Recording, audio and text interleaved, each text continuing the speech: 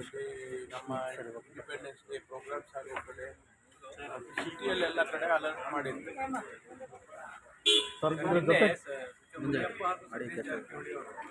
ನಾಯಕರನ್ನು ಭೇಟಿ ಮಾಡಿ ಗ್ಯಾರಂಟಿ ಯೋಜನೆಗಳ ಪರಿಷ್ಕರಣೆ ಮಾಡಿ ಅಂತೇಳಿ ಒತ್ತಾಯ ಮಾಡಿದ್ದಾರೆ.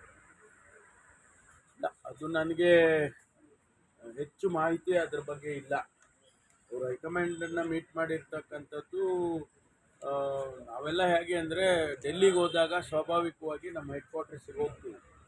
ಹೆಡ್ ಕ್ವಾರ್ಟರ್ಸಿಗೆ ಹೋಗಿ ಅಲ್ಲಿ ನಮ್ಮ ಹೈಕಮಾಂಡಿನ ರೆಪ್ರೆಸೆಂಟೇಟಿವ್ಸ್ ಯಾರು ಇರ್ತಾರೆ, ನಮ್ಮ ಜನರಲ್ ಸೆಕ್ರೆಟ್ರಿನೋ ಹೆಡ್ ಕ್ವಾರ್ಟರ್ಸ್ ಜನರಲ್ ಸೆಕ್ರೆಟ್ರಿನೋ ಅವ್ರನ್ನ ಭೇಟಿ ಮಾಡಿ ಬರೋದು ನಮ್ಮ ಒಂದು ರೀತಿಯ ಸಂಪ್ರದಾಯ. ಹಾಗಾಗಿ ಹೋಗಿರ್ತಾರೆ ಅಷ್ಟೇ, ಬೇರೆ ಅದರಲ್ಲೇನು ಬೇರೆ ಅರ್ಥ ಕಲ್ಪಿಸುವಂಥದ್ದೇನಿಲ್ಲ. ಅಂದ್ರೆ ಯಾರು ಬಡವರಿದ್ದಾರೆ ಅವ್ರು ಮಾತ್ರ ತಲುಪಬೇಕು, ಎಲ್ರಿಗೂ ತಲುಪೋದ್ರಿಂದ ಸರ್ಕಾರ ನಡೆಸೋದು ಕಷ್ಟ ಅನ್ನೋಂಥದ್ದು ಒಂದಷ್ಟು ಸಚಿವರು ಅಭಿಪ್ರಾಯ ವ್ಯಕ್ತಪಡಿಸಿದ್ದಾರೆ. ಬಹಳ ಜನರ ಅಭಿಪ್ರಾಯ ಕೂಡ ಇದೆ ಆ ರೀತಿ. ನಾವು ಸರ್ಕಾರದಲ್ಲಿ ಅದ್ರ ಬಗ್ಗೆ ಇನ್ನೂ ಏನು ಯೋಚನೆ ಮಾಡಿಲ್ಲ. ಯಾಕೆಂದರೆ ನಾವು ಈಗಾಗಲೇ ಬಡ್ಜೆಟ್ರಿ ಅಲೊಕೇಶನ್ ಮಾಡ್ಕೊಂಡಿದ್ದೇವೆ. 56,000 ಕೋಟಿ ಬಡ್ಜೆಟ್ರಿ ಅಲೊಕೇಶನ್ ಈ ವರ್ಷಕ್ಕೆ ಮಾನ್ಯ ಮುಖ್ಯಮಂತ್ರಿಗಳು ಮಾಡಿದ್ದಾರೆ. ಹಾಗಾಗಿ ಈ ಸಂದರ್ಭದಲ್ಲಿ ಪರಿಷ್ಕರಣೆ ಮಾಡೋದು ಸಾಧು ಆಗೋದಿಲ್ಲ. ಅದನ್ನು ಮುಂದಿನ ದಿನದಲ್ಲಿ ಅದ್ರ ಬಗ್ಗೆ ಚರ್ಚೆಗಳಾಗ್ತಾ ಇದೆ.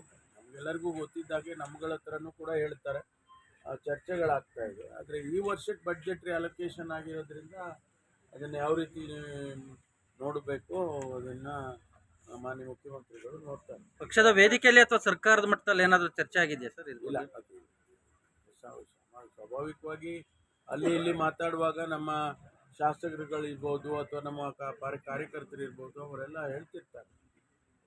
ಅಲ್ಲ, ಇದು ರೈಟ್ ಟೈಮ್ ಅಲ್ವಾ ಸರ್? ಗ್ಯಾರಂಟಿಗಳ ಸಮೀಕ್ಷೆ ಮಾಡಿ ಅದ್ರ ಬಗ್ಗೆ ಒಂದು ಪರಿಷ್ಕರಣೆ ಆಗಬೇಕು, ಅರ್ಹರಿಗೆ ತಲುಪುವಂತೆ ಮಾಡೋದಕ್ಕೆ ಇದೊಂದು ಅವಕಾಶ ಇಲ್ಲ. ನೋಡೋಣ, ಅದ್ರ ಬಗ್ಗೆ ಇನ್ನೂ ಚರ್ಚೆ ಸರ್ಕಾರದ ಹಂತದಲ್ಲಿ ಚರ್ಚೆ ಆಗಬೇಕಲ್ಲ.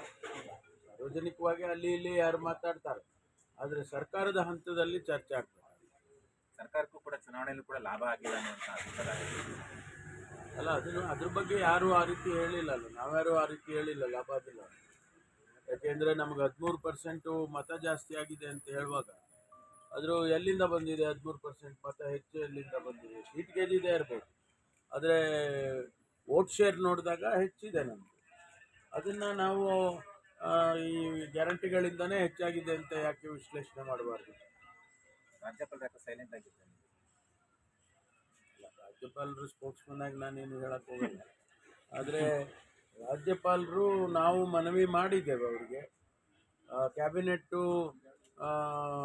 ತೀರ್ಮಾನ ಮಾಡಿ ಅವರಿಗೆ ಅಡ್ವೈಸ್ ಮಾಡಿದ್ದಾರೆ, ನೀವು ತಪ್ಪು ತೀರ್ಮಾನ ಮಾಡಿದ್ದೀರಿ, ನೀವು ವಾಪಸ್ ತಗೊಳ್ಳಿ ಅದನ್ನು, ಮತ್ತು ಸ್ಯಾಂಕ್ಷನ್ ಕೊಡಬೇಡಿ, ಪ್ರಾಸಿಕ್ಯೂಷನ್ ಸ್ಯಾಂಕ್ಷನ್ ಕೊಡಬೇಡಿ ನೀವು ಅಂತ, ಕ್ಯಾನ್ಸಲ್ ಮಾಡಿ ಅಂತ ಹೇಳಿದೆ.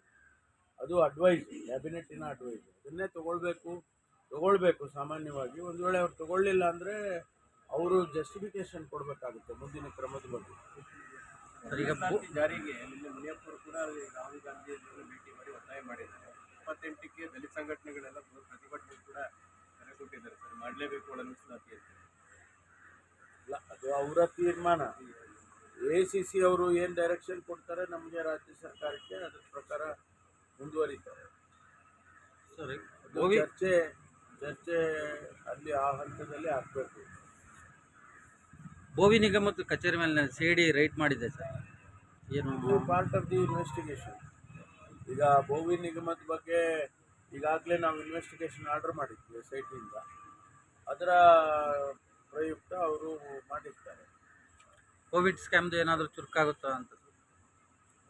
ಎಲ್ಲ ಸ್ಕ್ಯಾಮ್ಗಳನ್ನು ಕೂಡ ಈಗೇನು ನಾವು ತನಿಖೆ ಮಾಡ್ತಾ ಇದ್ದೇವೆ, ಆ ಎಲ್ಲ